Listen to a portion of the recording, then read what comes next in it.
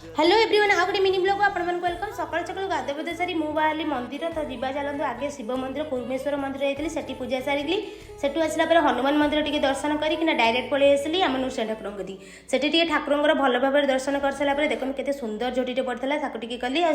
सेठी जो शिव मंदिर दर्शन करके मुझे पलि आसली घर को घरे आसी बिना पियाज रसुण आगे बिरी चपटे खाईदेगी चा कपे पीदेली तापर आम घर को आसला इडली तरकारी कर बिना पियाज रसुण ताकू बसी पेटे खाई सारापर बोऊ कहला जा गोटे चौर चिता पकईदेव आज जेहेतु संक्रांति था से गोटे भल मुर्जटे पकई आपमती लगुच आप कमेंट मध्य निश्चय कहे तापर खाଇବା टाइम होता खरा बेला आज भात बुटआलू तरकारी मिक्सचर और खटा था लेंबू था ताकू आज सांग होगी खुड़ी मो निकू पेटे खाईदेना टी शई पड़ी सन्ध्या होता देखूँ